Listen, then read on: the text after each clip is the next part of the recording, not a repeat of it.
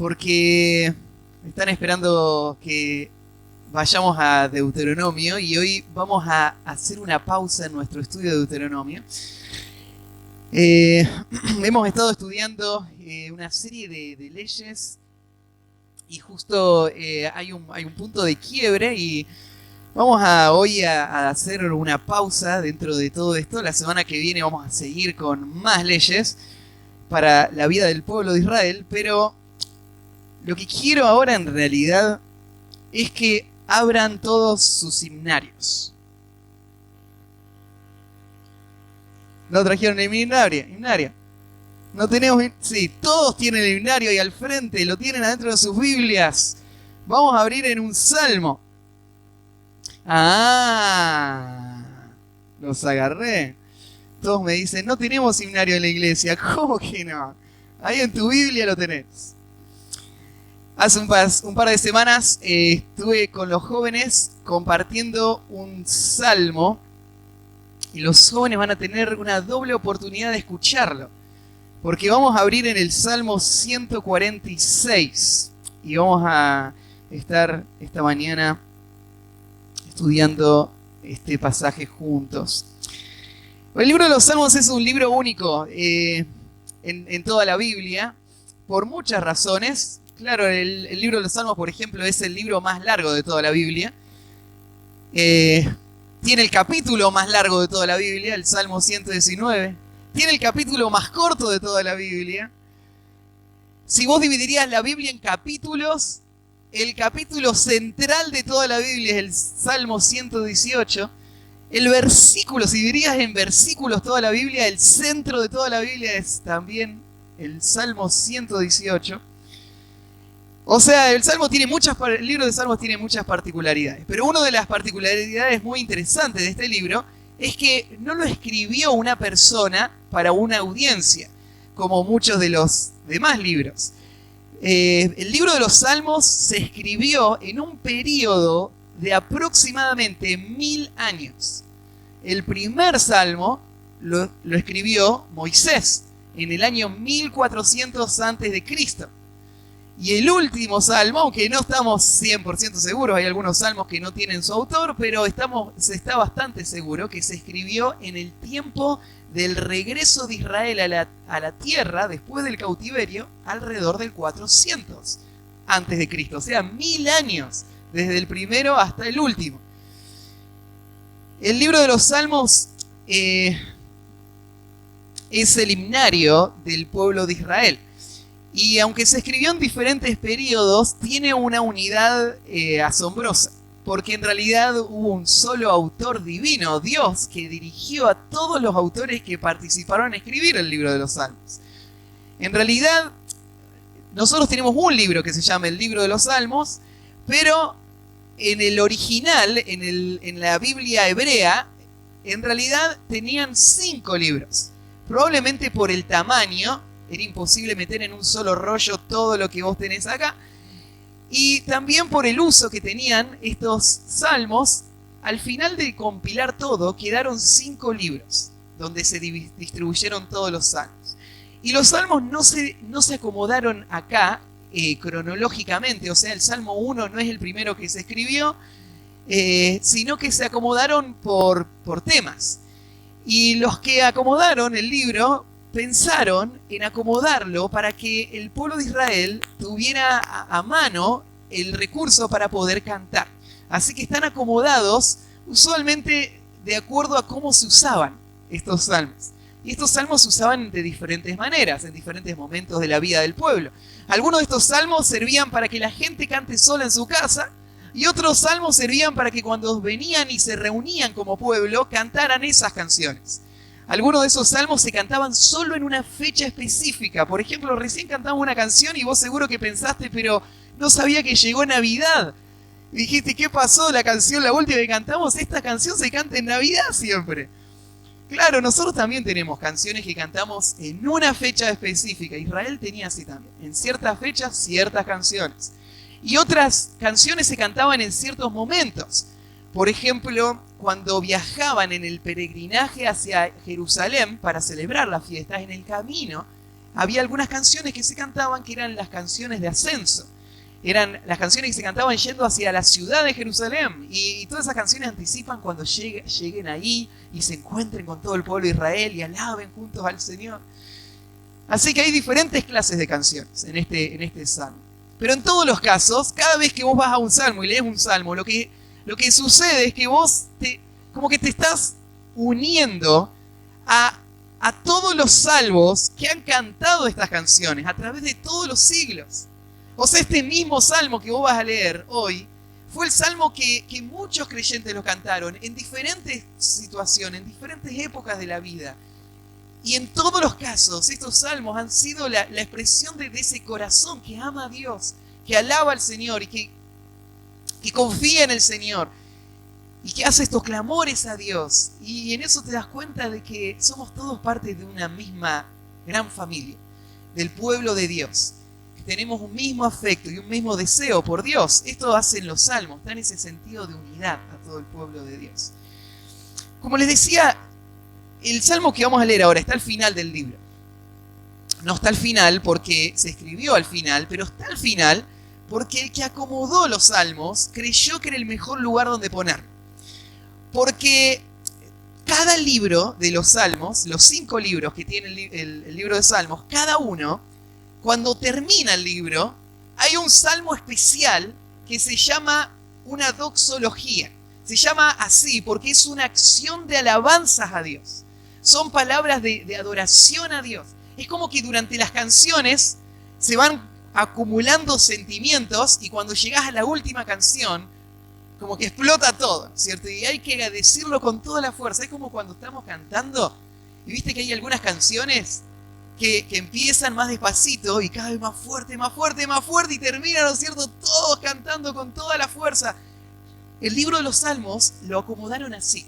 Lo acomodaron para que tenga un crescendo, ¿no es cierto? Y que llegue al final del libro con toda la energía, con toda la fuerza. Bueno, este es el final del final. Es el último de los 5 libros, así que el final tiene que ser asombroso.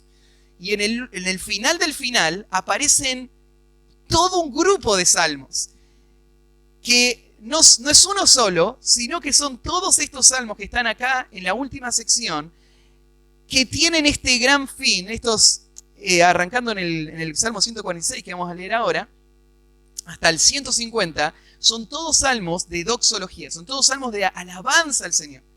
Y todos estos salmos tienen esto en común, son una invitación al pueblo de Dios a alabar a Dios. Una invitación al pueblo de Dios a poner su mente en la persona de Dios y dejar que su corazón exprese alabanzas a Él. Así que esto es lo que tenemos acá. Es un salmo que está en esta categoría y está en este lugar. Y esto es lo que va a hacer. Va a guiarnos a un santuario espiritual. Nos va a guiar a estar en la presencia de Dios, a cantarle a Dios con todo nuestro corazón. Estos salmos de alabanza a Dios, casi todos tienen la misma forma. Casi todos los salmos te dicen que tenés que alabarlo. Después te dicen por qué tenés que alabarlo y al final te vuelven a decir que lo alabes con todo el corazón. Y este salmo no es la excepción, pasa así, es lo mismo que tenemos acá que aparece en todos los demás. Así que el tema, el título del mensaje de hoy es no podemos dejar de cantar, no podemos dejar de cantar. Y vas a notar por qué es que lleva ese título y es que este salmo va a convencernos de que nuestra vida tiene que ser una vida que exprese alabanzas continuas a Dios. Y va a explicarnos por qué tiene que ser así. Y arrancamos en el versículo 1 y leemos todo el salmo y después lo vamos a comentar. Si ustedes se dieron cuenta, aparece un título, el título dice en mi Biblia, Alabanzas por la justicia de Dios. Ese título es un título que alguno le puso mucho tiempo después. Pero la palabrita que está justo abajo del título, la palabrita aleluya, es un título que ya viene con el Salmo. Este título no sabemos si se lo puso el autor o lo puso el que compiló los Salmos, pero es parte del texto sagrado. Este título es considerado como parte de la Escritura. Así que la parte que está arriba no, pero la que sigue abajo sí. Entonces, por ejemplo, mira el Salmo 145 dice Salmo de alabanza de David. Esa parte es parte del texto. Lo mismo, ahora vamos a leer el Salmo 146. Así que arranca el Salmo en esa palabrita. Aleluya. Alaba, oh alma mía, a Jehová. Alabaré a Jehová en mi vida. Cantaré salmos a mi Dios mientras viva. No confíes en los príncipes, ni en hijo de hombre, porque no hay en él salvación. Pues sale su aliento y vuelve a la tierra. En ese mismo día perecen sus pensamientos.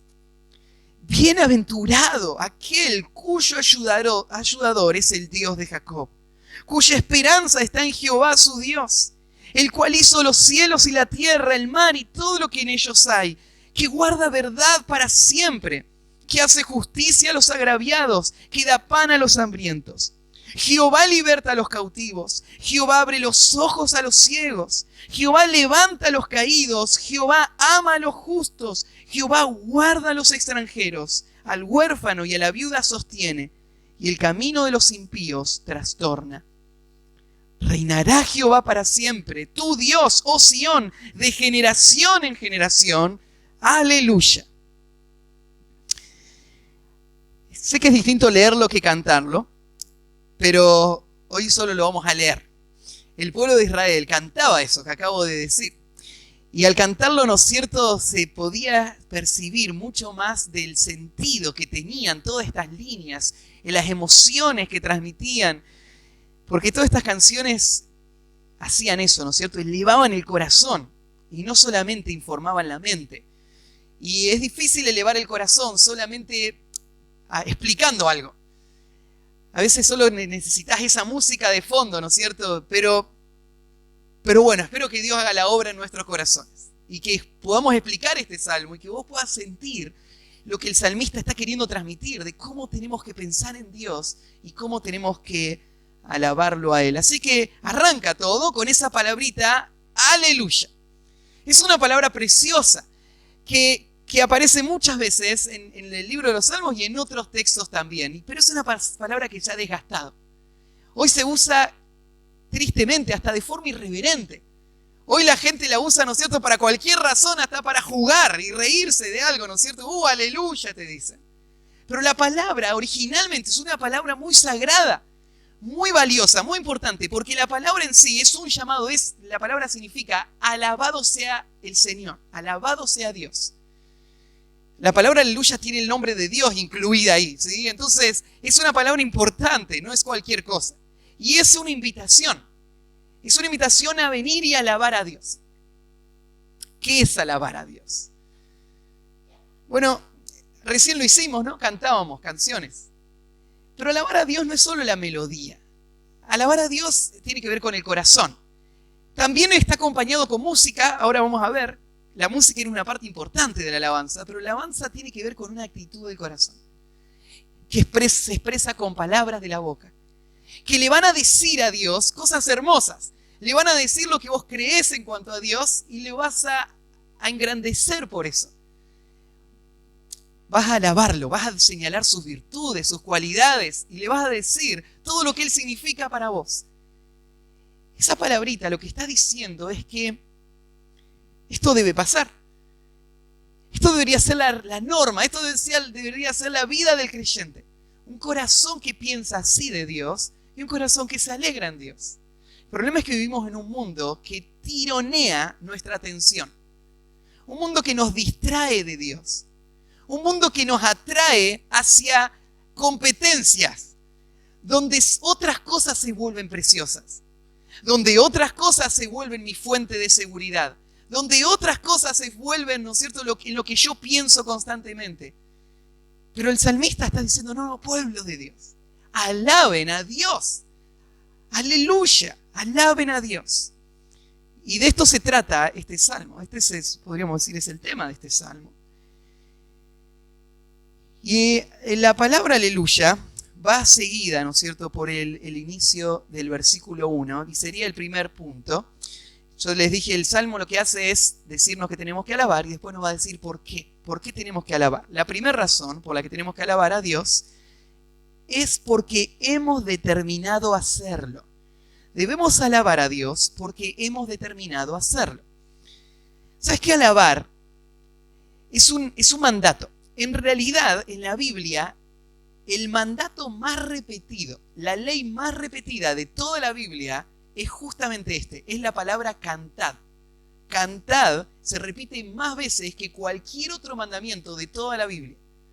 ¿Por qué se repite tantas veces? ¿Por qué a Dios le preocupa que cantemos?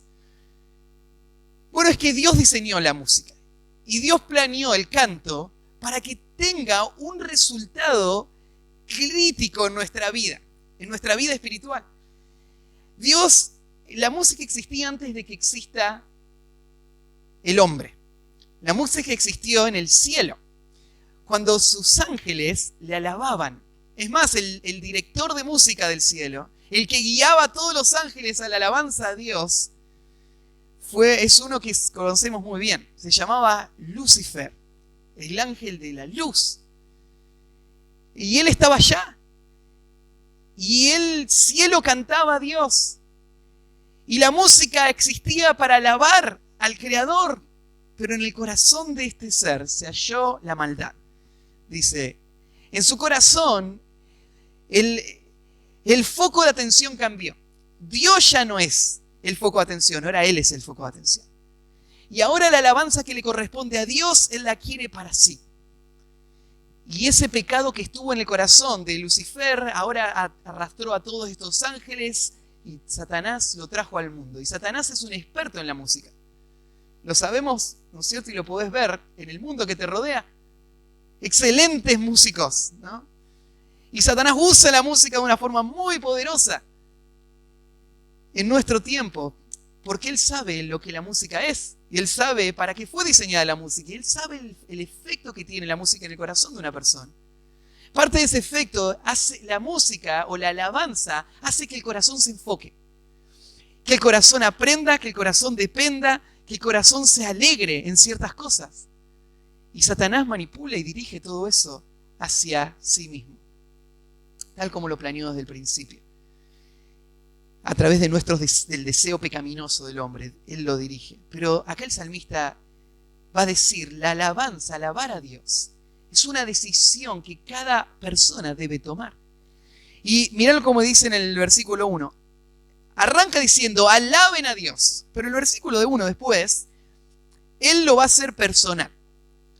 Es como este predicador que ahora, después de decir que esto es lo que hay que hacer, Él va a ser el primero en hacerlo. Él se compromete ahora a hacer lo que está diciendo que se debe hacer. ¿Y cómo se compromete? Hablándose a sí mismo. Diciendo, alaba, oh alma mía, a Jehová. Alaba, oh alma mía, a Jehová.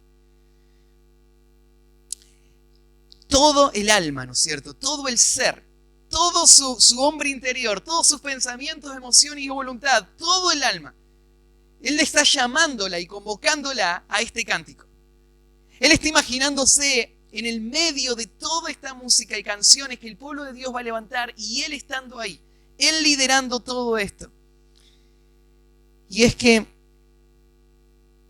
Él se siente comprometido a esta gran convocatoria. ¿Por qué se siente comprometido a esta gran convocatoria? Porque no hay nadie que se quede fuera de esa convocatoria. En el Salmo 113, versículo 3, dice así, Salmo 113, 3, dice así, desde el nacimiento del sol hasta donde se pone, sea alabado el nombre de Jehová.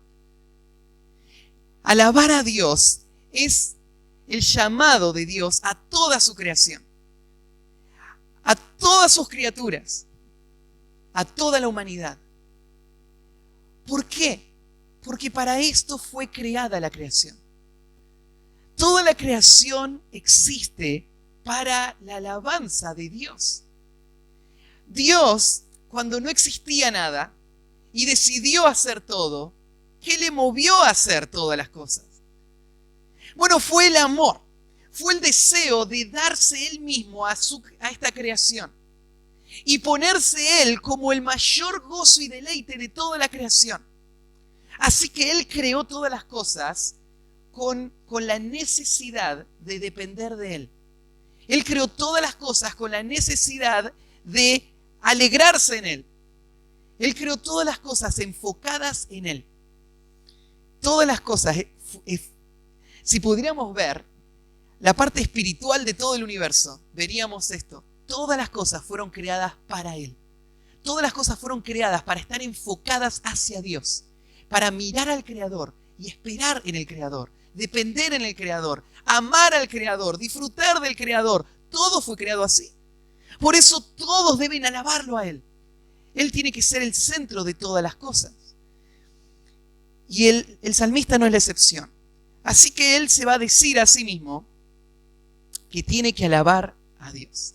Alabar a Dios, te vas a dar cuenta en el versículo 2, que tiene que ver con cantar.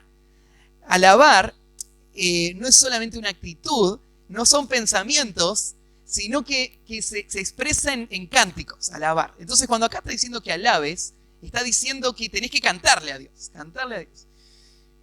Y vos te pones a pensar esto. Yo no canto bien. ¿Cómo voy a cantar a Dios? ¿Qué le podría gustar a Dios de que yo haga ese ruido que no tiene ningún sentido, ¿no? Ahora, alabar a Dios tiene un solo requisito. No tiene como requisito que sepa cantar. Ni siquiera tiene como requisito que haya instrumentos, aunque más adelante va a invitar a todos los instrumentos a venir también. El único requisito para un corazón que va a alabar a Dios es que Él conozca a este Dios, disfrute de este Dios, y entonces pueda expresarle a este Dios lo que hay en el corazón. Es todo lo que se requiere.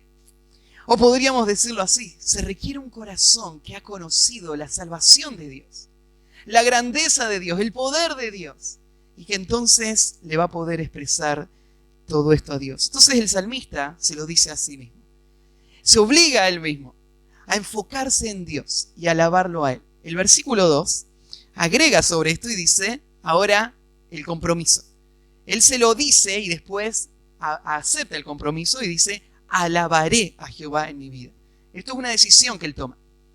La decisión de alabar a Dios es una decisión crítica de la vida espiritual, que va a tener mucho impacto en tu vida. Es que vos decidas que pase lo que pase en toda tu vida, Dios va a ser el eje.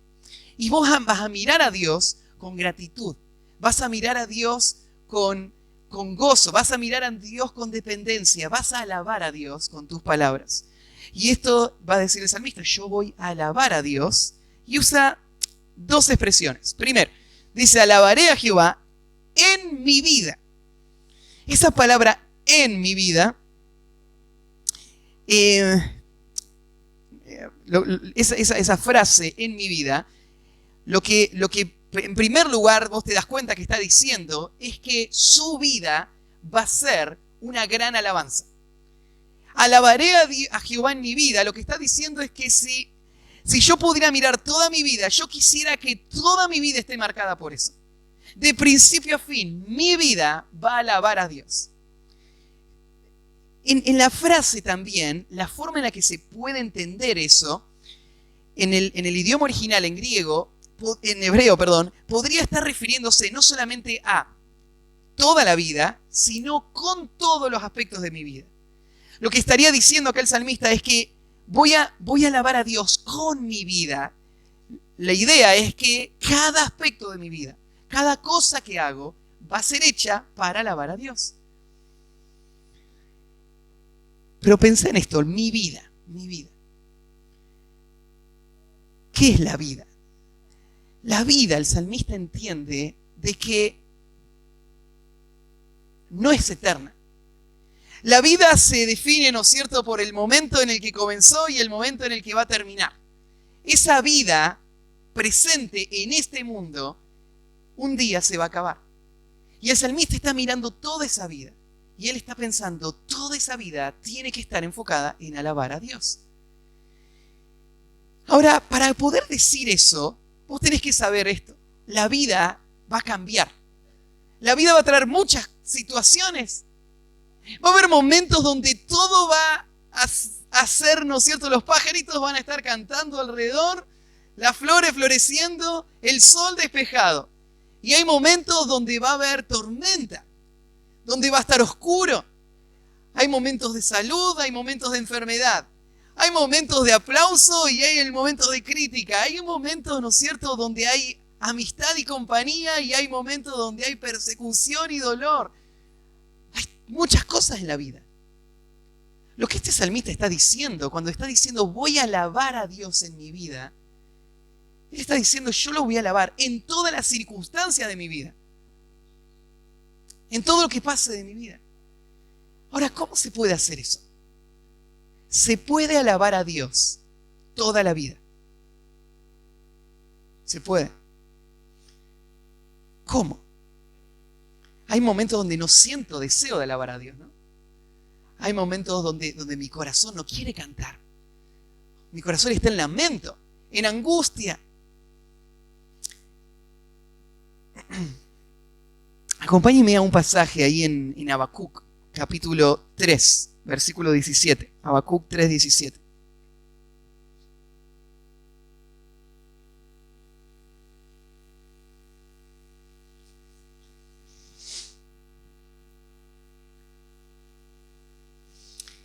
Mientras van llegando ahí, hay 2 salmos más que también resaltan este mismo principio. El cántico a Dios debe ser continuo durante toda la vida. El Salmo 145, el Salmo anterior, el versículo 1 y 2, dice así: Te exaltaré, mi Dios, mi Rey, y bendeciré tu nombre eternamente y para siempre.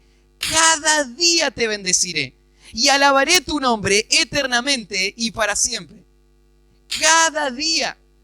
Esto va a ser la práctica de todos los días. Habacuc están buscando, ¿no? Habacuc 3:17. Mientras llegan a Habacuc todavía, en el Salmo 104, la misma idea. A Jehová cantaré en mi vida. A mi Dios cantaré salmos mientras viva. Dulce será mi meditación en él. Yo me regocijaré en Jehová. De nuevo el salmista está diciendo, pase lo que pase, toda mi vida yo voy a gozarme en Dios. Esta idea, acá está en el pasaje de Habacuc también, de esta manera. El libro de Habacuc es un libro que muestra el justo juicio que Dios trae sobre su pueblo rebelde. Las consecuencias trágicas del pecado y de la rebeldía sobre la nación de Israel. Y la esperanza, la promesa de la restauración futura y la obra que Dios iba a hacer. Y muestra a un profeta que ama a Dios y que está en medio de todo esto. Él mira al pueblo rebelde y le carga en el corazón. Y le pide a Dios que haga algo.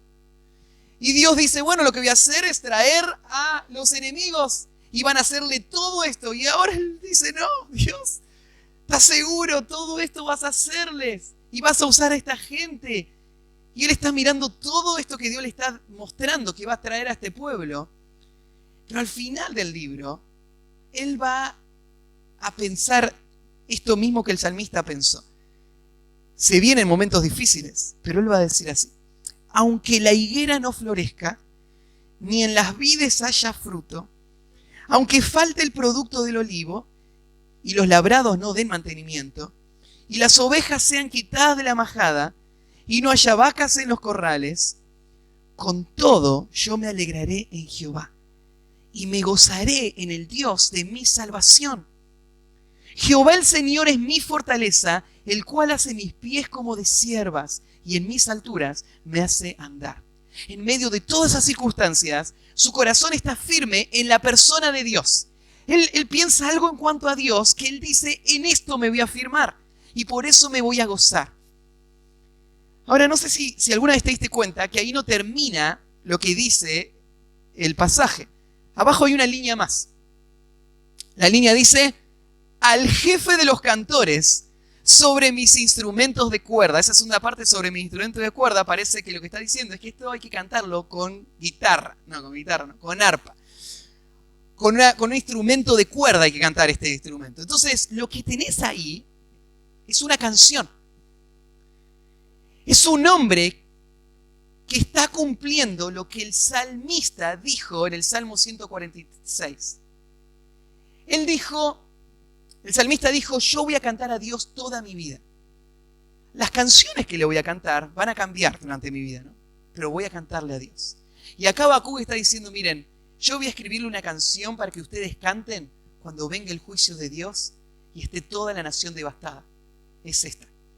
Le escribió la canción, cántenla con cuerdas, con instrumentos. Cuando llegue ese momento, ustedes van a tener que cantar. ¿Y qué van a cantar?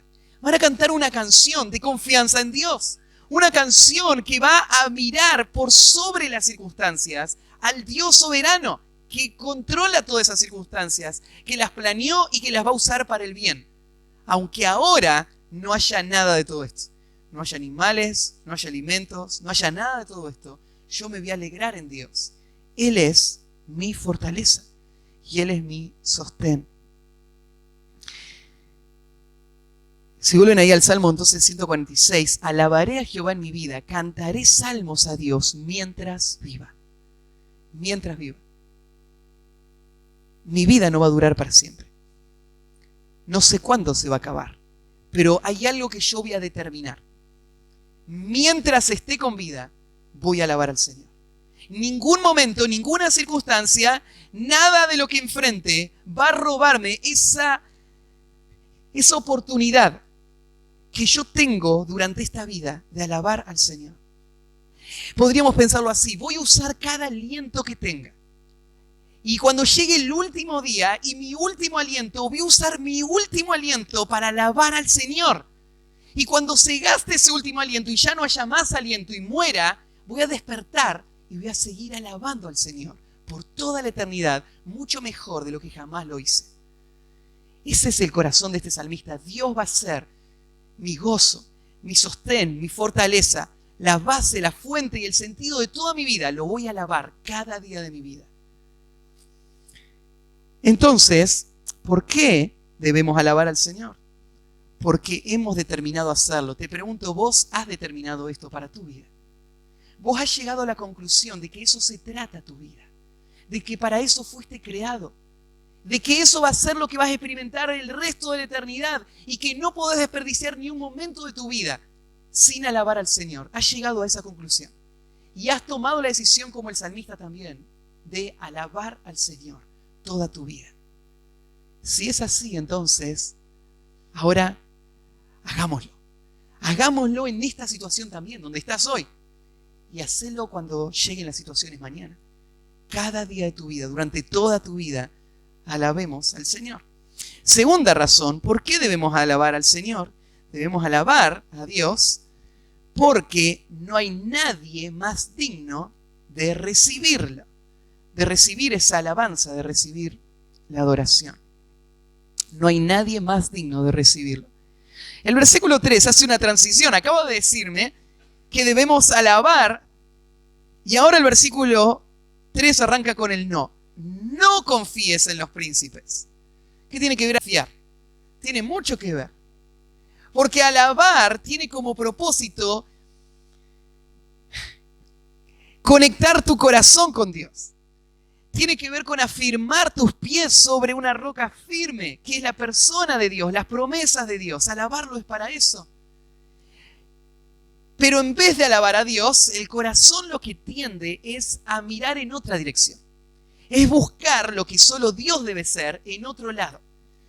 En este caso está diciendo buscar mi seguridad y mi confianza en otro lugar.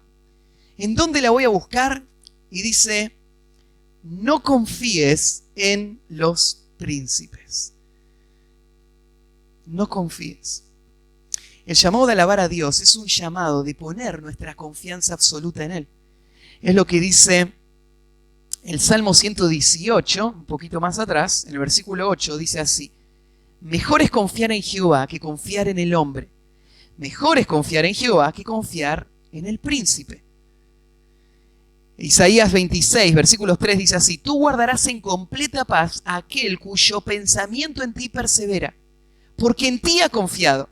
Confiad en Jehová perpetuamente, porque en Jehová el Señor está la fortaleza de los siglos. Dios guarda en completa paz a aquel que confía en Él. Entonces, para poder alabar al Señor, lo que tengo que hacer es no confiar en nada más. Y el salmista va a tomar el lugar más natural en el donde una persona confiaría. ¿En quién confiaría? Confiaría en el príncipe. Confiaría en la persona que parece tener los recursos y la fortaleza para sostenerme. Pensá en esto, ¿por qué ayer a la tarde la Universidad de La Matanza estaba llena de gente? ¿Por qué? Porque hay personas que confían en un príncipe. La solución, nuestro país está en caos. Se desmorona todo, ¿no es cierto? La economía está por el piso. ¿Quién va a levantarse para cambiar la situación? Para poder ayudarme con todas mis necesidades. No me alcanza más el sueldo, no me alcanza más toda la vida, ¿no es cierto? Miro hacia el futuro y ¿qué voy a hacer? ¿Qué va a pasar? Pero acá hay alguien que me puede ayudar. Hay un príncipe. Un príncipe puede ser, ¿no es cierto?, cualquier persona que yo pensaría que sus cualidades son suficientes para rescatarme de mi situación. ¿Quién me va a salvar de esta enfermedad? Este médico, este tratamiento, esta actividad. ¿Quién me va a resolver todos estos problemas que tengo? Esta persona, este lugar, Y acá el salmista está diciendo, no confiéis en los príncipes. Qué ingenuo es hacerlo, ¿no? El príncipe en quien yo estoy poniendo mi vida en sus manos, él no es más que una persona junto conmigo. Puede estar en una posición más elevada, pero es tan frágil como yo. Él mismo no puede dirigir su destino. Él mismo no puede afirmar su propio camino. Él no puede ni siquiera salvarse a sí mismo. Mucho menos salvar a todos los demás. Y eso es lo que el salmista va a demostrar. No confíes en los príncipes. Bueno, agrega algo más. Ni en el Hijo de Hombre. O sea, lo que está dando a entender es, en ninguna persona podés confiar. Confiar en otra persona sería como, por ejemplo, un lisiado que esté esperando que otro lisiado lo lleve a cuesta. Sería, ¿no es cierto?, como un ciego que le pida a otro ciego que lo dirija. Es un hijo de hombre. ¿Dónde vas a poner tu confianza? ¿A quién vas a alabar? ¿Cuál va a ser tu deleite en esta vida? ¿Cuál va a ser tu seguridad y tu confianza en esta vida? Todo en esta vida es pasajero, es frágil, es débil, las cosas cambian, las personas mueren. Mirá lo que va a decir, no confíes en el hombre porque no hay en él salvación. Jeremías 17:5 dice así: así ha dicho Jehová, maldito el varón que confía en el hombre y pone carne por su brazo, y su corazón se aparta de Jehová. Será como la retama en el desierto, y no verá cuando viene el bien, sino que morará en los sequedales en el desierto, en tierra despoblada y deshabitada. Bendito el varón que confía en Jehová, y cuya confianza es Jehová. Porque será como el árbol plantado junto a las aguas, que junto a las corrientes echará sus raíces, y no verá cuando viene el calor, sino que en su hoja estará verde, y en el año de la sequía no se fatigará, ni dejará de dar fruto. No confíes en el hombre, en el Hijo del Hombre, porque en él no hay salvación. El Salmo 60:11 dice: danos socorro contra el enemigo, porque vana es la ayuda de los hombres. Esto es lo que el salmista está guiándote a decir. Cuando alabes al Señor, alábalo a Él y reconocer delante de Dios que la ayuda de los hombres es vana. El Salmo 33:16 dice así: el Salmo 33, versículo 16. El rey no se salva por la multitud del ejército, ni escapa el valiente por las muchas fuerzas. Vano es para salvarse el caballo. La grandeza de su fuerza a nadie podrá librar.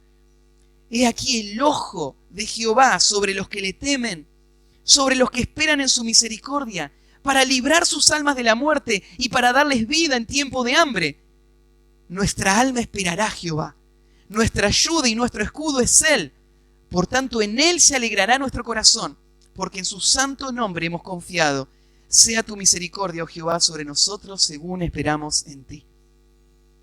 Este es el clamor del cual el Salmo 146 está hablando. Alaben a Dios y no confíen en los príncipes, no confíen en el Hijo de los hombres.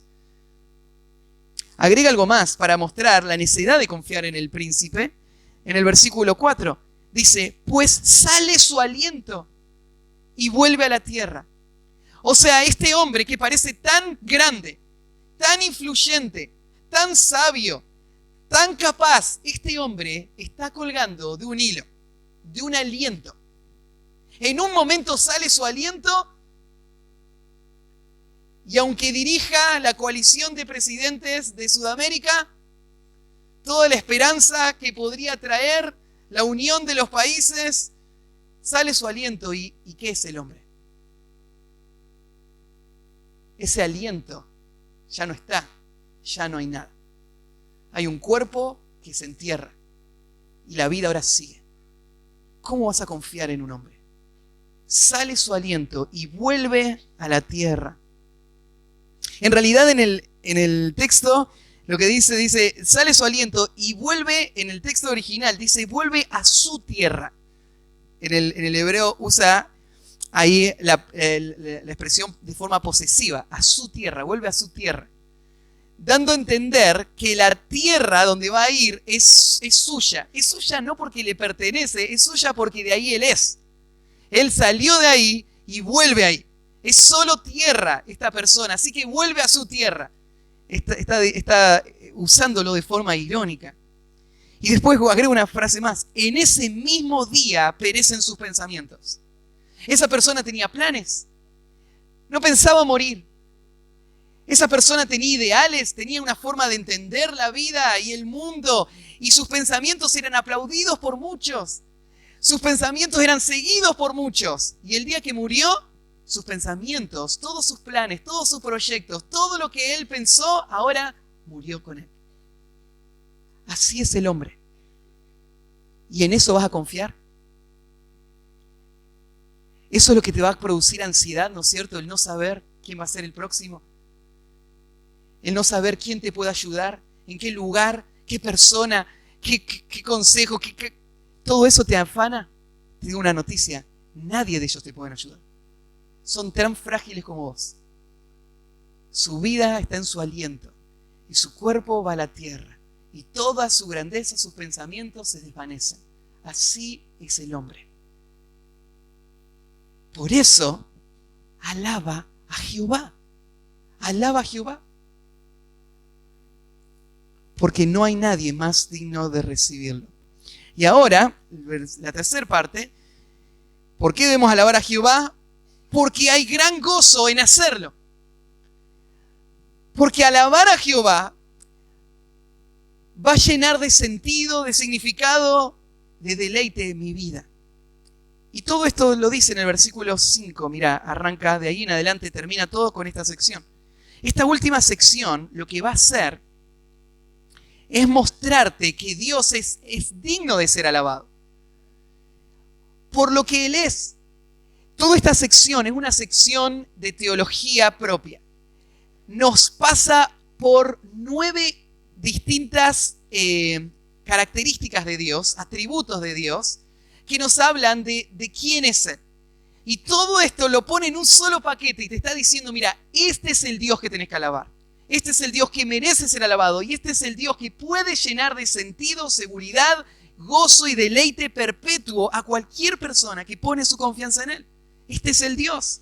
Así que arranca en el versículo 5 con esta palabra. Bienaventurado aquel cuyo ayudador es el Dios de Jacob.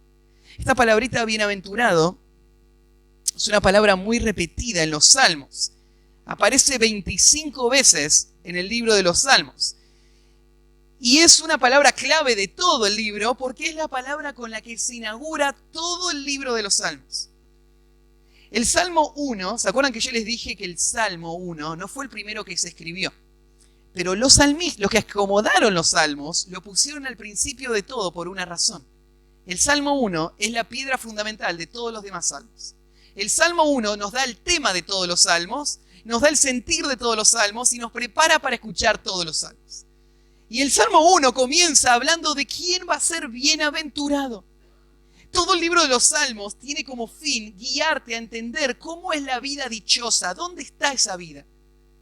Y la vida dichosa no es la vida que carece de dificultades. Y el libro de los Salmos es muy claro en cuanto a esto. El justo sufre y padece en muchas formas. ¿Dónde está la vida dichosa? La vida dichosa no es la persona que logra todos sus sueños, que cumple todos sus objetivos. La vida dichosa es para la persona que va a ser bendita por Dios. Por un Dios sabio, que sabe lo que es lo mejor. Y la vida dichosa está en una vida que se encomienda a las manos de este Dios. Descansa en este Dios y recibe de Dios todas sus bendiciones. Así que el libro de los Salmos repite muchas veces esta idea de bienaventurado. Súper feliz es la idea de bienaventurado. Completo, satisfecho en todas las áreas. ¿Quién es súper feliz? Bueno, si podríamos dividir todas las listas de bienaventuranzas, tendríamos dos categorías. Hay algunas bienaventuranzas que muestran que son el resultado de lo que uno hace. Son como el premio de haber sido fiel. Si yo hago esto, voy a ser feliz. Hay muchos salmos que te dan ese patrón. Hay otros salmos que muestran la bienaventuranza como un acto de la gracia de Dios. Dios es el que hace feliz a una persona. Este salmo está en esa segunda categoría. Este salmo, fíjate, no hay nada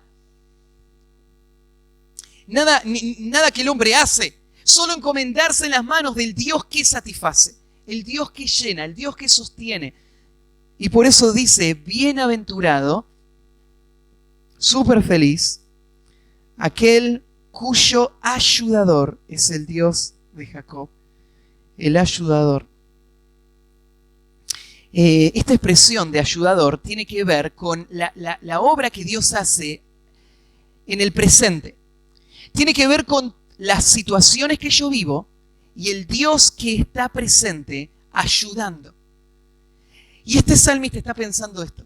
Es súper feliz, no la persona que pasa por un camino donde no necesita ayuda, sino es la persona que pasa por el camino donde necesita ayuda y tiene al ayudador ahí a su lado. Eso es la felicidad. Eso es el gozo de esta vida. Es caminar por diferentes circunstancias con ese ayudador a mi lado. El ayudador significa que es una persona capaz de ayudar, dispuesto a ayudar, que está ahí para ayudar. Y la persona que va caminando al lado de este ayudador, el ayudador que es capaz de ayudar, que está dispuesto a ayudar y que está ahí para ayudar, es una persona súper feliz. Va a atravesar todas las circunstancias de su vida y él va a tener todo lo que necesita en cada una de esas circunstancias, porque su ayudador está al lado. Y vos pensás, bueno, recién hablamos, no confíes en los príncipes, pero bienaventurado el que su ayudador es Dios. En cualquier circunstancia, lo que pase, hay momentos de abundancia y momentos de escasez. Bienaventurado el que su ayudador es Jehová, donde su vida no depende del próximo presidente que esté, su vida depende del que camina a su lado durante toda su vida. Que el que está de frente no puede solucionar nada, ¿no? No puede cambiar nada, él es frágil igual que nosotros. Pero el que está a nuestro lado, él es poderoso, él es nuestro ayudador. Bienaventurado el que tiene a Dios como ayudador. Y bienaventurado, mira, no solamente el que lo tiene como ayudador, mira la expresión dice, es el Dios de Jacob. Acá el Dios de Jacob, la palabra Jacob, ¿se acuerdan? El nombre de Jacob se lo cambió Dios. Antes se llamaba Jacob y después se llamó Israel. Acá llamar al Dios de Jacob está hablando de esa relación íntima que Dios tiene con ellos como nación. Dios es el Dios de ustedes. No es Dios solamente, es tu Dios. Es el Dios que los eligió, es el Dios que los que edificó esta nación, es el Dios que hizo las promesas, es el Dios de Jacob. Pero mira, no solamente Dios es su ayudador, sino que también cuya esperanza está en Jehová su Dios. Hay dos cosas, dos partes de la bienaventuranza. La primera es saber de que Dios está hoy a mi lado y que Dios va a satisfacer, suplir, sostener y proveer. Dios es el ayudador. La segunda es Dios es mi esperanza. La primera tiene que ver con el presente, la segunda tiene que ver con el futuro. Yo miro al futuro y digo, en Dios está mi seguridad futura también. Todo lo que venga en el futuro, Él va a estar ahí. Y Él va a ser suficiente. Y en Él está mi seguridad aún eterna. Y cuando miro al futuro, Dios es mi esperanza. Si yo tengo un ayudador al lado y una esperanza cierta, una garantía absoluta del futuro, ¿qué más necesito? Eso es todo. Todo lo que necesita para la vida esta persona. Y ahora va a empezar a describir a ese Jehová que es su Dios. Dice, cuya esperanza está en Jehová su Dios, el cual, y ahí empieza a describir a este Dios. Este Dios que es ayudador y esperanza, quiero recordarte quién es. A veces nosotros pensamos que la teología es algo para que se estudie en la clase, pero no nos sirve de mucho en la vida práctica. La Biblia no piensa así. La Biblia nos enseña la conexión que hay. Lo que vos más necesitas para tu vida práctica es pensar correctamente en cuanto a la verdad de Dios. En este caso, ¿no es cierto? Si vos pensás mal en cuanto al carácter de Dios, vas a pensar, no vas a poder disfrutar de la bendición de tener a Dios a tu lado. Entonces, ¿quién es Dios? Y aquí hay una lección de teología propia. Una lección de la teología que nos explica quién Dios es. Uso esta expresión, hay una rama de la teología sistemática que se llama teología propia. Se llama teología propia porque es Dios hablando de sí mismo. Es la teología propia. Dios está hablando de su propio carácter, de su propia naturaleza, de sus propios atributos. Acá en este salmo, Dios te está diciendo a vos quién es Él, para que vos confíes en Él. Entonces, ¿quién dice Dios que es? Mirá la lista. Son nueve participios que todos describen el carácter de Dios y después hay dos verbos al final, dos más, o sea, 11 características que describen a Dios. Arrancamos en el versículo 6. Vamos a pasar bastante rápido por todas, pero quiero que sepas quién es el Dios que está a tu lado y el Dios en quien vos esperás. Primero, Dios es creador. Dios es creador. Dice el versículo 6, el cual hizo los cielos y la tierra, el mar y todo lo que en ellos hay. Dios es creador. Pensá, el Dios que está ayudándome, Él hizo todo esto. Él lo controla, Él lo sostiene. Pensá, este Dios, el Dios creador, es el Dios que es suficientemente sabio para haber creado. Es suficientemente fuerte para haber creado y para sostener todo lo que Él creó. Es suficientemente soberano como para haber diseñado cada aspecto de la creación, para que todo cumpla lo que Él planeó. Este es el Dios creador. El Dios que ayuda es el Dios creador. En Jeremías 32, 17, dice así: Oh Señor Jehová, he aquí que tú hiciste el cielo y la tierra con tu gran poder y con tu brazo extendido. Ni hay nada que sea difícil para ti. Fíjate cómo conecta Jeremías estas dos cosas. Como yo sé que Él es el creador, ahora esto es lo próximo. No hay nada difícil para Él. Ese es el Dios que está a nuestro lado. Es el Dios creador, Dios soberano. Lo segundo, ¿qué otra característica tenemos de Dios? Dios es fiel. Dios es fiel. Dice en la última parte del versículo 6, que guarda verdad para siempre. Lo que Él dijo, Él lo va a cumplir. Él hizo promesas de las que no se va a retractar. Él es capaz de prometer y cumplir lo que promete. ¿Vas a confiar en los príncipes? ¿Qué grupo de personas ha fallado más a lo que han dicho que los príncipes? En todo el mundo y en toda la historia de la humanidad. Nadie. Pero bienaventurado el que tiene a Dios por ayudador. Dios es fiel. Él prometió y Él va a cumplir. Somos suyos y Él no nos va a rechazar. Él no nos va a olvidar. Él es fiel. Dice Miqueas 7:20, cumplirá la verdad a Jacob y a Abraham la misericordia que juraste a nuestros padres desde tiempos antiguos. Lo que juró desde tiempos antiguos, hace mucho tiempo, sigue siendo vigente hoy. Es verdad y nos va a sostener. Miqueas 7:20. En tercer lugar, Dios es vindicador. Dios es vindicador. Y dice en el versículo 7, que hace justicia a los agraviados. Dios hace justicia. El Dios en el que vos estás confiando es un Dios que no se equivoca y que no tuerce el derecho.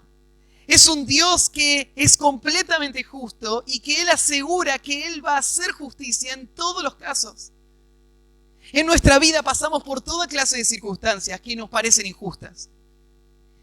Y nos afanamos, tememos, reclamamos, pedimos, ¿no es cierto?, que alguna persona intervenga para defender nuestra causa. Pero acordate de esto, bienaventurado el que su ayudador es Dios, porque Él hace justicia. Si yo confío mi causa a Él, Él va a hacer justicia. Feliz el que lo ha hecho, el que ha confiado su causa al Dios justo y vindicador. Hace justicia a los agraviados. Próximo, Dios es proveedor. Dice que da pan a los hambrientos.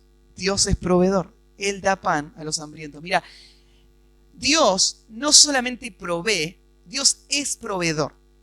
Es parte de su naturaleza, es su esencia. Cuando Dios creó todas las cosas, Él las creó para que dependan de Él. Y Él se deleita en proveer para todas sus necesidades. Él hizo la creación de tal manera que nada puede existir sin que Él lo sostenga. ¿Por qué? Porque Él es proveedor. Es su naturaleza. Dice, mira el Salmo 145, el 145, versículo 6, ahí justo antes.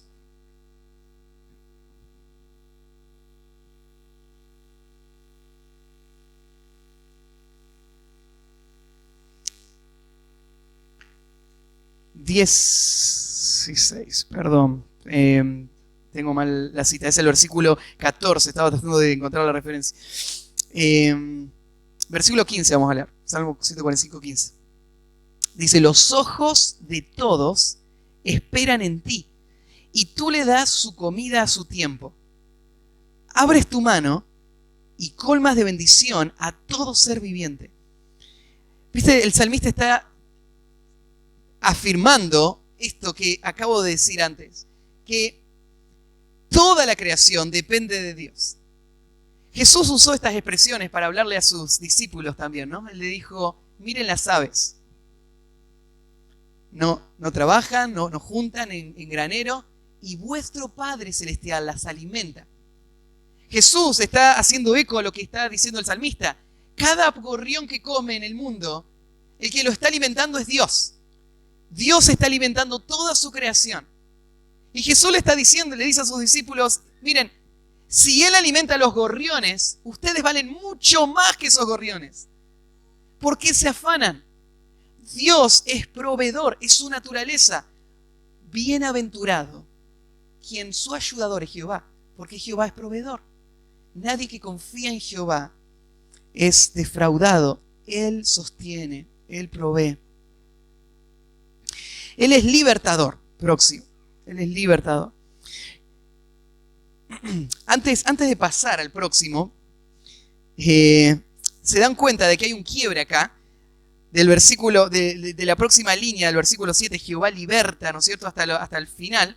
Tenés estas 5 líneas que describen a Dios con la misma estructura. Jehová esto, Jehová esto, Jehová esto, Jehová esto.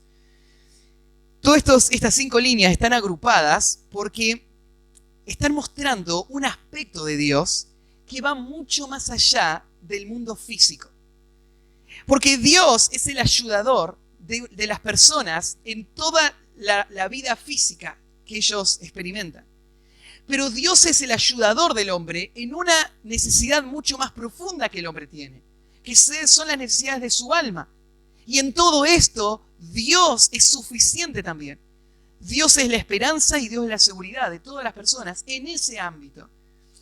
Claro que si vos lees esta, mirá, habla de libertad, habla de abrir ojos, habla de levantar, pero en todas estas categorías, cada una de estas categorías muestran algo más allá que la expresión física. Y es una expresión del obrar espiritual de Dios en estos aspectos. Fíjate, por ejemplo, Dios es libertador. Cuando pensás en que Dios liberta, para poder libertar, una persona tiene que ser más fuerte que aquel que está teniendo cautivo. Libertar significa entrar y vencer a un poder que resiste y sacar al cautivo que está ahí preso. Dios es libertador porque Él es más fuerte. Él es más fuerte que todos los reinos de la tierra. Vos pensá cómo Dios ha librado a personas a través de la historia. Tenés las historias del Antiguo Testamento. Pensá Sadrac, Mesac y Abednego. Dios es libertador. ¿Se acuerdan? Esos 3 jovencitos. Está el rey de Babilonia diciéndoles, si no, Nabucodonosor, si no adoran a la imagen, ¿quién los va a librar de mi mano? Le dice. Yo soy el rey, no hay nadie más grande que yo. Y ellos le responden que Dios nos puede librar de tu mano. Y lo va a hacer. Y si no lo hace, si Dios decidiera no librarnos, no es porque Él no puede hacerlo, es porque Él decide no hacerlo. Pero quiero que sepas algo, rey. No vamos a adorar la imagen, aunque tengamos que morir. Y el rey dice, bueno, que así sea. Al fuego, lo tira al horno. ¿Y Dios los libró de la mano de Faraón? De Nabucodonosor. ¿Y de qué manera lo libró, no Dios, no? Porque aunque los tiraron ahí, no solo que ni se quemaron, sino que ahí estaba Dios en medio de ellos. ¿Quién estaba en medio de ellos? Dios el libertador.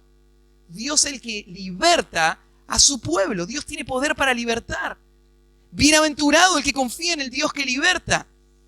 No hay poder que sea más grande que el de Dios. Dios rompe cualquier cadena. Pero hay una cadena mucho más grande que Dios es capaz de romper. Aún mucho más grande que la cadena de los poderes políticos del mundo. Y es la cadena del pecado.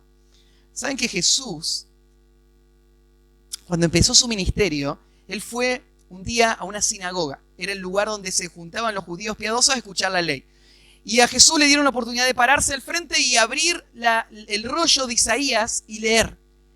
Y cuando Él abre el rollo, Él pone sus ojos en un pasaje que dice así. Es Isaías 61:1, el pasaje que leyó Jesús. Y dijo así, el Espíritu de Jehová el Señor está sobre mí, porque me ungió Jehová. Me ha enviado a predicar buenas nuevas a los abatidos, a vendar a los quebrantados de corazón, a publicar libertad a los cautivos y a los presos apertura de cárcel. Cuando terminó de leer, cerró el rollo y Jesús le dijo, hoy se ha cumplido esta palabra frente a ustedes. Jesús le dice, yo soy de quien estaba hablando Isaías. Yo vine a hacer justamente esto. ¿A qué vino Jesús? Él vino a publicar libertad a los cautivos y abrirle las cárceles a los presos. ¿De qué presos está hablando Jesús? Jesús no está hablando de que Él va a hacer una revolución para sacar a los romanos y que Israel tenga al fin la libertad que tanto espera. Jesús vino a libertar al hombre de otra esclavitud. la esclavitud del pecado. Él vino a buscar y a salvar lo que se había perdido. Jesús está tomando este atributo de Dios. Dios es libertador, para hablar de la salvación del alma. Y esto es lo que el salmista está diciendo. Dios es libertador. Tu ayudador es el que liberta. Tu ayudador es Jehová. Jehová abre los ojos a los ciegos. El próximo, Jehová es sanador. Jehová es sanador. Esta expresión, Jehová abre los ojos, de nuevo, Dios tiene el poder para abrir los ojos a un ciego. Y lo hemos visto, ¿no? En la historia, Jesús lo hizo varias veces. Jesús, hay varias historias, ¿no es cierto?, de estos hombres que están ciegos y vienen a Cristo y Jesús le pone barro en sus ojos y le dice anda a lavarte, se lavan y ve. O le dice solamente la palabra y la persona recibe la vista. Ese es Dios. Dios es poderoso para sanar. Imagínate esta enfermedad. La enfermedad de la ceguera es una enfermedad terrible. Hunde toda la vida en la oscuridad. Imagínate jamás haber visto nada y de repente que los ojos se abran y por primera vez ves el mundo que te rodea. Imagínate todo lo que eso impacta la vida de una persona. Esto pasó varias veces. Pero de nuevo, hay una ceguera mucho más seria que la ceguera física, de la cual Dios es poderoso para sanar esa ceguera, que es la ceguera del alma. Es el hecho de que una persona no pueda ver la gloria de Dios. Una persona que esté cegada a su entendimiento por el Satanás mismo que le cegó. Y en esa situación está el mundo. Y a esa situación Jesús lo envió a Pablo. En Hechos 26, 18, cuando Pablo recuerda las palabras de Jesús que le enviaron a la gran tarea de evangelizar el mundo, usó estas palabras: para que abra sus ojos, para que se conviertan de las tinieblas a la luz y de la potestad de Satanás, para que reciban por la fe en mí perdón de pecados y herencia entre los santificados. Dios, enviando a Pablo acá, le dice: yo te envío para que le abras los ojos a esta gente. Pero esto es imposible. ¿Cómo le abro los ojos? ¿Cómo hago que una persona entienda? Hay una persona que está cegada, una persona que está esclava de su pecado, una persona que va a la condena. Hay una buena noticia. Bienaventurado el que confía en el Dios que es capaz de abrir los ojos, que le puede abrir los ojos a esa persona, que te abrió los ojos a vos. Es un milagro. Nadie lo puede hacer. No lo puedes hacer vos, no lo puede hacer ningún pastor, pero Dios sí lo puede hacer. Y Dios abre los ojos de los ciegos. Jehová levanta a los caídos. El próximo, Jehová es sustentador. Déjeme avanzar rápido por esto. Jehová es sustentador. Acá la idea, ¿no es cierto?, es una persona que está aplastada por las cargas. Y Dios le va a levantar. Levanta a los caídos. Dios es amante. Mira el versículo. Jehová ama a los justos. Jehová ama a los justos. Acá esta palabra justo se está refiriendo a su pueblo, que ha sido justificado y que ahora son amados por Dios. Dios no es distante, Dios es cercano y Dios ama al justo. El próximo, Dios es generoso. Mira el versículo, Jehová guarda a los extranjeros. Estas personas que no pertenecen al pueblo, que no deberían tener los beneficios del pueblo, pero que Dios es grande en misericordia y grande en gracia y en verdad, y abre la puerta a los extranjeros y le dice a los extranjeros: vengan, participen de todos los beneficios de ser parte del pueblo de Dios. Eso Dios lo hizo con nosotros, ¿no? Hubo una época donde nosotros no pertenecíamos, donde nosotros estábamos afuera, no podíamos reclamar ninguna bendición de Dios, porque no éramos de su pueblo. Y Dios abrió esas puertas. Dios es generoso. Esta fue la gran mentira de Satanás a Eva, cuando lo quiso hacer ver a Dios como un Dios restrictivo, un Dios que no le deja comer del fruto, que sería el gran bien para él, para ella. Dios es un Dios generoso y lo demuestra amando y sirviendo a los extranjeros.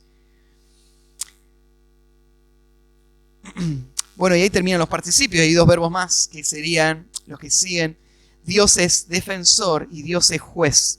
Mira, el versículo termina diciendo: al huérfano y a la viuda sostiene, Dios defiende la causa de los vulnerables y débiles. Y termina diciendo, y el camino de los impíos trastorna. No podía faltar. En todos los salmos parece que está esto. Los salmos hablan de las grandes bendiciones de Dios para su pueblo, el gozo enorme. Pero parece que los salmistas siempre tienen que mostrar el contraste. Y decir, bueno, pero no tan rápido. Todo esto que acabo de decir no es para todos. Porque habría un peligro. Habría el peligro que vos salgas esta mañana y te vuelvas a tu casa y digas, bueno, todos mis problemas se van a solucionar entonces. El Señor me va a dar lo que necesito, Él me va a sostener y entonces, qué bueno, todo lo que Dios me va a dar. Pero todo esto es verdad si se da una condición. Porque ahí hay un último texto, dice, el camino de los impíos trastorna. ¿Quién es un impío? Un impío es una persona que no teme a Dios. Un impío es una persona que es dirigida por sus propios deseos, que le llevan al pecado. Un impío es una persona que no se sujeta a la ley de Dios, que no se ha abrazado a la verdad de Dios y él vive su vida siendo su propio Dios. Él la dirige para sus propios deseos y sus propios fines. La Biblia lo llama a esta persona un impío.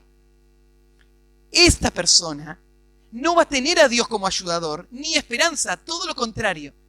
Ni siquiera Dios lo está mirando de lejos. ¿Sabés lo que Dios está haciendo con esta persona?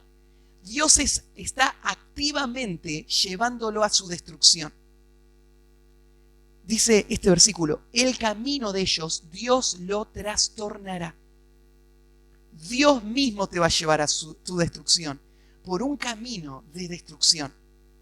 Mira, Dios en ningún caso es un Dios pasivo. Dios no está mirando tu vida y no interviene de ninguna manera. Dios es un Dios que ama a los justos y trastorna el camino de los impíos. Frente a esto vos te tenés que parar. Por eso el salmista cierra con esta idea. Para que vos pienses, yo soy uno de estos. ¿Soy uno de los bienaventurados o no? Y termina el versículo 10 con este cierre. Reinará Jehová para siempre. Tu Dios, oh Sión, de generación en generación. Reinará Jehová para siempre. Todas las cosas temporales de esta vida van a terminar. Su reino es eterno. Su reino no cambia. Su soberanía es estable, es segura. No se pone en riesgo por ningún cambio político ni ninguna situación. Él va a reinar para siempre. Lo dice Isaías, capítulo 9, versículo 7. Dice así, lo dilatado de su imperio no tendrá límite. Sobre el trono de David y sobre su reino, disponiéndolo y confirmando en juicio y en justicia desde ahora y para siempre, el celo de Jehová hará esto. También en Daniel 6:26, el rey Nabucodonosor escribió este veredicto, este edicto que mandó para que circule por todas sus tierras. Y este fue el veredicto. De parte mía es puesta esta ordenanza, que en todo el dominio de mi reino todos teman y tiemblen ante la presencia de el Dios de Daniel. Yo imagino este sería un buen edicto para que circule en el mundo entero hoy también. Si pudiésemos mandar un WhatsApp que le llegue a cada persona de todo el planeta, este sería un buen texto para poner ahí. Esto es lo que debe pasar. Todo el mundo debe ver a nuestro Dios, al Dios de Israel, al Dios verdadero, a Jehová como el único Dios. Y todo el mundo debe verlo y debe reconocer que el Dios de Daniel es Dios. Y entonces deben temblar y temer delante de Él, porque Él es el Dios viviente y permanece por todos los siglos. Y su reino no será jamás destruido y su dominio perdurará hasta el fin. ¿Por qué el mundo no debe seguir a ningún otro Dios? Porque el reino de Dios es el único que permanece. Es el único estable, es el único eterno. Su reino no va a tener fin. Así que termina todo, de nuevo, con la misma palabra con la que empezó todo. característico de estos salmos. Arrancan diciendo, todos alaben a Dios. Y terminen diciendo, todos alaben a Dios. ¿Quiénes todos? Bueno, todos los que han conocido a Dios. Alábenlo. Porque Él es suficiente. Él es proveedor. Él es una esperanza segura. Él va a llenar de satisfacción a todos los que esperan en Él. Alaben a Dios. No hay nadie más a quien alabar. ¿Y quién más tiene que alabar a Dios? Tiene que alabar a Dios todos los impíos también. Porque si ellos se mantienen en la impiedad, entonces su camino va a ser trastornado. No hay otra opción. No lleva a ningún buen puerto rebelarse contra Dios. Alaben a Dios. Lo que significa esa expresión para el impío es esto: Dios es tu única esperanza. Dios es tu única salvación. Vos tenés que dejar tus caminos impíos y abrazarte de tu único Salvador. Todo lo que hablaba recién, abrazarte del Dios que liberta, del Dios que abre los ojos, del Dios que levanta al caído, del Dios que ama a los justos, del Dios que guarda a los extranjeros. Tenés que abrazarte de ese Dios y ese Dios te va a bendecir. Así que no podemos dejar de cantar. Tenemos que alabar a Dios con todo nuestro ser, cada día de nuestra vida, pase lo que pase, hasta el final. Oramos y terminamos. Padre, gracias por tu palabra, gracias, Señor, por este salmo, gracias por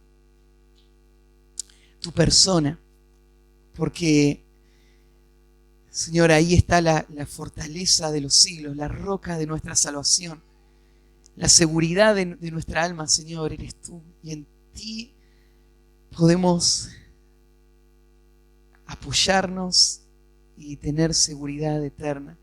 Y por eso, Señor, llévanos a esa alabanza continua.